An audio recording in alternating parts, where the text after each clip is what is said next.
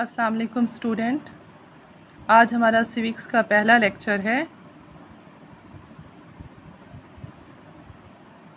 اس کے لیے آپ پاکستان ٹیکسٹ بک لے لیں 12ویں کلاس کے لیے۔ اس کے کل 6 چیپٹرز ہیں۔ پہلا چیپٹر جو ہے وہ تحریک پاکستان کے اوپر ہے، دوسرا آئینی ارتقاء ہے، تیسرا پاکستان میں معاشرتی خدمات، چوتھا پاکستان میں معاشرتی نظم و ضبط، پانچواں قومی یکجہتی اور سالمیت، اور چھٹا اسلامی جمہوریہ پاکستان اور دنیا۔ یہ جو آپ کو نظر آ رہے ہیں یہ 6 چیپٹرز ہیں۔ اس میں پہلا، دوسرا اور چھٹا چیپٹر جو ہے آپ کی پاکستان اسٹڈی کی بک کے لیے بھی بہت امپورٹنٹ ہے، اور یہی کویسچن آپ پاکستان اسٹڈی میں بھی پڑھیں گے۔ تو یہ جو آپ کا سیکنڈ ایئر کا پارٹ ہے بک کا، یہ بہت زیادہ آسان اور واضح ہے، لہٰذا آپ اس کو غور و خوض سے پڑھیں۔ یہ تحریک پاکستان ہمارا پہلا چیپٹر ہے، جس میں میں آپ کو بتاؤں گی کہ نظریہ پاکستان اور اس کے لیے پاکستان بننے کے لیے ہمیں کن کن ادوار سے یا کن کن پرابلمز کو فیس کر کر چلنا پڑا۔ اس میں یہ کہ پاکستان 14 اگست 1947 کو وجود میں آیا۔ 20ویں صدی میں بہت سی ایسی قومیں جو تھیں وہ آزاد ہوئیں، اور کئی آزاد اور خود مختار مملکتیں دنیا کے نقشے پر ابھریں۔ پاکستان ان میں سے ایک ہے، لیکن پاکستان کی بنیاد بالکل منفرد اور جداگانہ تھی۔ بیشتر ممالک جو ہیں وہ نسل، زبان اور علاقے کی بنیاد پر تخلیق ہوئے۔ پاکستان واحد ملک ہے جو ایک مضبوط نظریے کے سبب وجود میں آیا، اور وہ نظریہ جو تھا وہ ہمارے لیے اسلام کا نظریہ ہے۔ نظریہ کس کو کہتے ہیں؟ انگلش میں نظریے کو آئیڈیالوجی کہتے ہیں، اور اس کی ایک تعریف جارج براس نے کہی: عام زندگی کا ضابطہ یا کوئی پروگرام جس کی بنیاد فکر و فلسفہ پر استوار ہو، آئیڈیالوجی کہلاتا ہے۔ اسی طرح سے ہے کہ نظریہ سے مراد ایسا ضابطہ یا پروگرام ہے جس کی بنیاد فلسفہ فکر پر رکھی گئی اور انسانی زندگی کے مختلف پہلو، مثلاً سیاسی، معاشرتی اور تہذیبی مسائل کا حل کے لیے منصوبہ بنایا گیا۔ نظریہ پاکستان کا مفہوم کیا تھا؟ نظریہ پاکستان کی جو مملکت ہے بیسکلی ایک فلسفہ حیات ہے جو اسلام کے اوپر مبنی ہے۔ ہم لوگ مسلمان ہیں، اور جب بر صغیر میں رہتے تھے تو پاکستان میں 2 آزاد مملکتیں رہتی تھیں جو بڑی قومیں تھیں۔ ان میں میں مملکت کہہ گئی، جو 2 بڑی قومیں رہتی تھیں ان میں ایک ہندو تھے اور ایک مسلمان تھے۔ مسلمان اور ہندوؤں کا رہن سہن، اٹھنا بیٹھنا سب کچھ بالکل مختلف تھا۔ ہمارا مذہب مختلف ہے، ہماری ثقافت مختلف ہے، ہمارا کھانا پینا مختلف ہے، ہر لحاظ سے ہم ایک دوسرے سے مختلف ہیں۔ تو یہی وجہ تھی کہ ہم لوگوں کو اپنا ملک الگ بنانے کی ضرورت پیش آئی، تاکہ اسلام کے مطابق ہم اپنی زندگی کو آزادی کے ساتھ بسر کر سکیں۔ قائد اعظم اور نظریہ پاکستان۔ نظریہ پاکستان نے مختلف لیڈرز نے نظریہ پاکستان کے بارے میں مختلف اپنے فرمودات فرمائے۔ ان میں قائد اعظم کے جو فرمودات ہیں انہوں نے فرمایا: پاکستان تو اسی روز وجود میں آ گیا تھا جب پہلا ہندو مسلمان ہوا تھا۔ بر صغیر کے مسلمانوں کو ایک علیحدہ اور مکمل قوم ثابت کرتے ہوئے آپ نے 23 مارچ 1940 کو لاہور میں تاریخی اجلاس فرمایا: ہندو مت اور اسلام صرف مذہب نہیں بلکہ 2 جداگانہ قومیں۔ جو بھی میں ابھی کو بتا رہی ہوں نا، آپ کو میں نے بتایا کہ جو ہندو اور مسلمان 2 الگ الگ قومیں تھیں، ہمارا یہ 2 قومی نظریہ تھا، یہ بیسک بنیاد جو تھی ہماری پاکستان بننے کی تھی۔ اب اسی طرح سے مسلمان جو تھے، ہندو تھے، وہ اس کے اگینسٹ تھے کہ پاکستان کو نہ بنایا جائے، اور جو مسلمان تھے وہ چاہتے تھے کہ ہمیں ایک الگ ملک دیا جائے۔ قائد اعظم کی اس میں بھرپور کوشش تھی۔ قائد اعظم نے اس کے لیے مسلم لیگ کو، انڈین مسلم لیگ جو تھی، اس کا اجلاس منعقد کروایا۔ مسلم لیگ مسلمانوں کی ایک نمائندہ جماعت بنائی۔ اس اجلاس میں انہوں نے مسلمانوں کو بتایا کہ وہ کون سا رشتہ ہے جس سے وابستہ ہونے سے سارے مسلمان ایک جسم کی طرح ہو جائیں گے، وہ کون سی چٹان ہے جس پر اس ملت کی عمارت کھڑی کی گئی۔ وہ کون سا لنگر ہے جس سے امت کی کشتی محفوظ کر دی گئی؟ وہ رشتہ، وہ چٹان، وہ لنگر خدائے بزرگ برتر کی کتاب قرآن مجید ہے۔ قائد اعظم نے بر صغیر کی تقسیم کے حوالے سے بھی فرمایا کہ ہمارے دلوں میں آزادی کی بے پناہ تڑپ ہے۔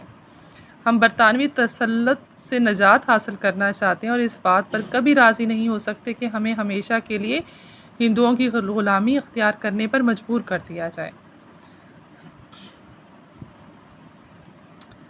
اسی طرح سے بس مین اس کا یہی ہے کہ اسلام کے مطابق ہمیں ایک الگ زندگی، ایک الگ ملک دیا جائے جس میں ہم مساوات، آزادی، اخوت اسلام کا اساس ہیں اور ان کے ساتھ انہی بنیادی اصولوں پر زندگی گزار سکے۔ علامہ اقبال اور نظریہ پاکستان۔ علامہ اقبال نے بر صغیر میں واحد قوم کے وجود کو تصور مسترد کر دیا، مسلم قوم کی جداگانہ حیثیت پر زور دیا۔ اسلام کو ایک مکمل نظام مانتے ہوئے علامہ اقبال نے اسی بنیاد پر بر صغیر کے شمال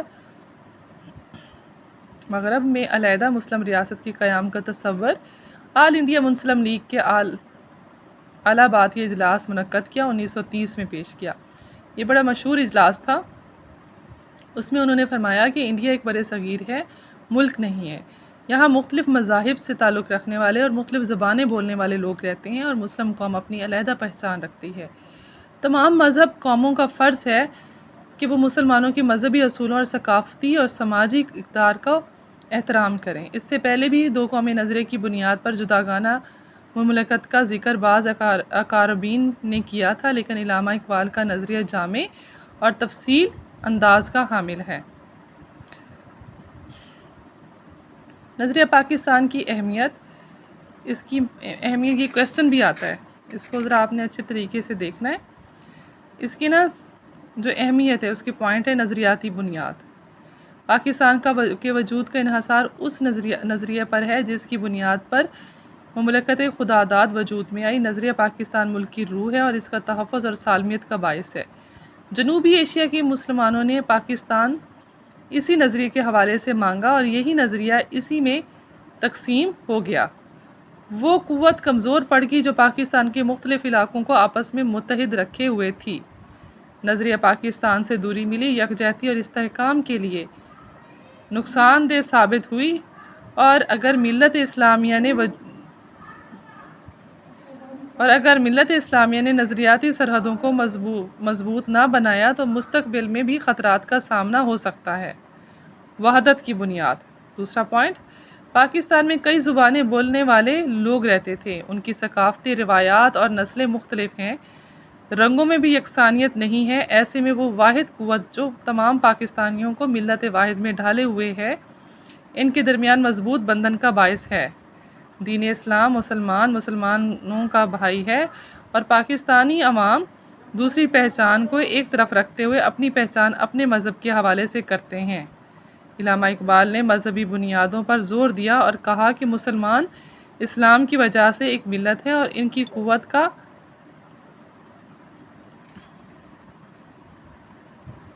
دار و مدار بھی اسلام ہے۔ انہوں نے مسلم امت کے اساس کے حوالے سے حقوق کے تصور میں بھی اشعار لکھے۔ ان کے بڑے مشہور اشعار ہیں۔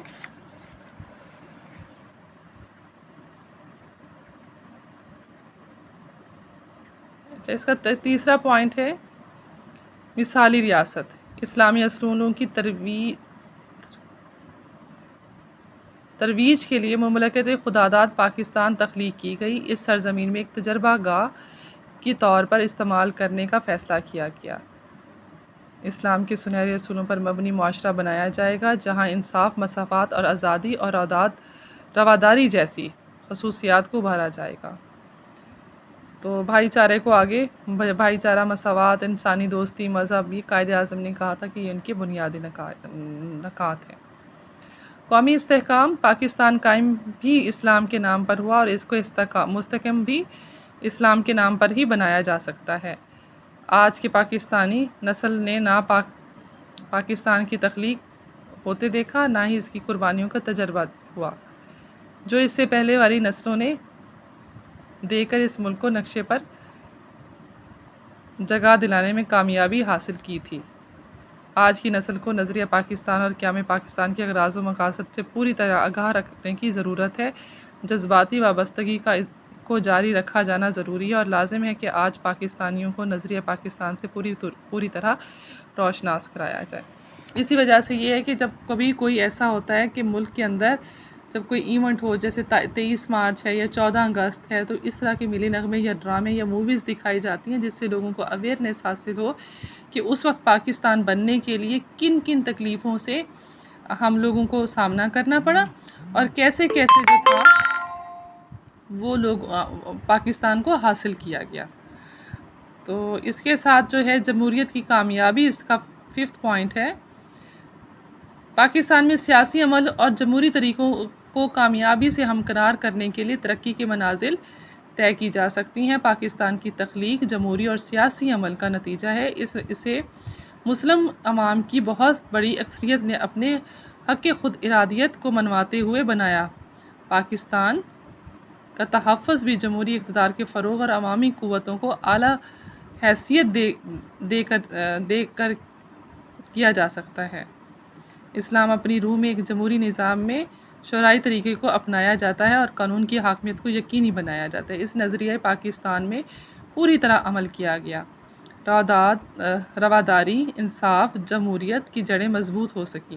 نظریہ اسلام میں جمہوریت ایک اہم ستون کی حیثیت حاصل ہے۔ پاکستان میں نظریاتی بنیادوں کی کمزوری کی ایک بڑی وجہ جمہوری قدروں کی پامالی ہے۔ قومی تعمیر نو کا انحصار ملکی جذبات کی آبیاری، جمہوریت کی کامیابی اور اسلام سے وابستگی ہے۔ قائد اعظم نے مارچ 1942 میں ایک تقریر میں اپنی رائے کا اظہار یوں کیا: ہمارے وجود کا احساس اسلام ہے، ہم ایک ہیں، ہمیں ایک قوم ہی کی حیثیت میں آگے بڑھنا ہے، یہی صورت ہے جس سے ہم پاکستان کو قائم رکھ سکتے ہیں۔ لاسٹ پوائنٹ ہے اسلامی ریاست۔ قائد اعظم نے 2 ٹوک الفاظ میں فرمایا کہ پاکستان ایک مذہبی نہیں بلکہ اسلامی ریاست ہے۔ یہاں غیر مسلموں کو مسلمانوں کے مساوی درجہ ملے گا، وہ آزاد اور خوشگوار فضا میں سانس لے سکیں گے اور انہیں برابر حقوق حاصل ہوں گے۔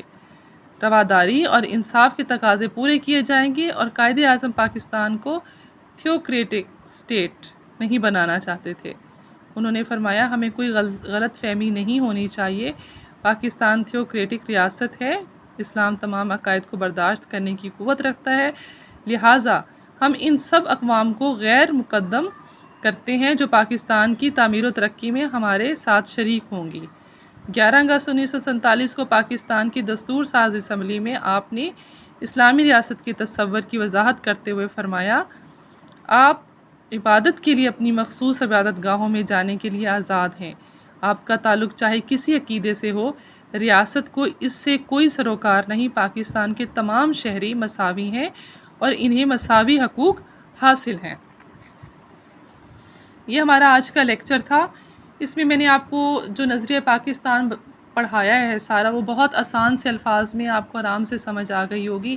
تھوڑا سا میں اس کا بیک گراؤنڈ آپ کو بتاتی ہوں کہ جب انگریزوں نے برِ صغیر پر قبضہ کیا تو اس وقت پاکستان کے برِ صغیر کے مسلمان اور ہندو جو تھے وہ انگریزوں کے اگینسٹ ہو گئے۔ ظاہر ہے کسی کے ملک پر جب کوئی آتا ہے تو وہ برداشت نہیں کرتا ہے۔